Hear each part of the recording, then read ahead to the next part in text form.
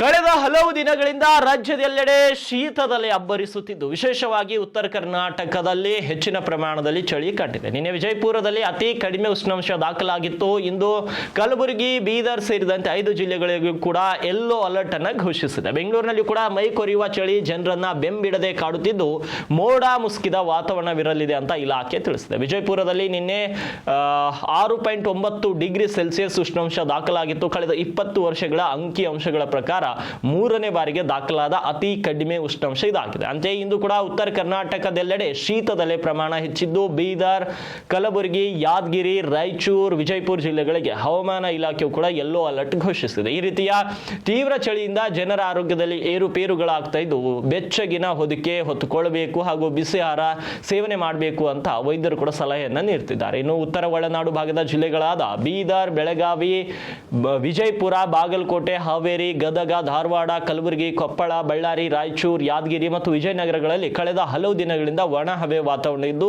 ಇಂದು ಕೂಡ ಅದೇ ರೀತಿ ಮುಂದುವರಿಯಲಿದೆ ಅಂತ ಹವಾಮಾನ ಇಲಾಖೆ ತಿಳಿಸಿದೆ. ಕಳೆದ ಕೆಲ ದಿನಗಳಿಂದ ರಾಜಧಾನಿಯ ವಾತಾವರಣದಲ್ಲಿ ಕೂಡ ಸಾಕಷ್ಟು ಏರುಪೇರುಗಳಾಗ್ತಿದ್ದು ಚಳಿಯ ಪ್ರಮಾಣ ಹೆಚ್ಚುತ್ತಿದೆ. ಇನ್ನು ಮಕ್ಕಳಿಂದ ಹಿಡಿದು ವೃದ್ಧರವರೆಗೂ ಎಚ್ಚರಿಕೆಯಿಂದಿರುವಂತೆ ಸಲಹೆ ನೀಡಿರುವಂತಹ ಹವಾಮಾನ ಇಲಾಖೆ ಬೆಚ್ಚನೆಯ ಉಡುಪು ಧರಿಸುವುದರ ಜೊತೆಗೆ ಸಮತೋಲನ ಆಹಾರ ಸೇವನೆಗೆ ಒತ್ತು ನೀಡುವಂತೆ ಸಲಹೆ ನೀಡಿದೆ. ಈ ಮಧ್ಯೆ ಬೆಂಗಳೂರಿನ ತಾಪಮಾನ ಕನಿಷ್ಠ 14 ಡಿಗ್ರಿ ಇದ್ದು ಗರಿಷ್ಠ 27 ಡಿಗ್ರಿ ಇರಲಿದೆ ಅಂತ ಹವಾಮಾನ ಇಲಾಖೆ ತಿಳಿಸಿದೆ.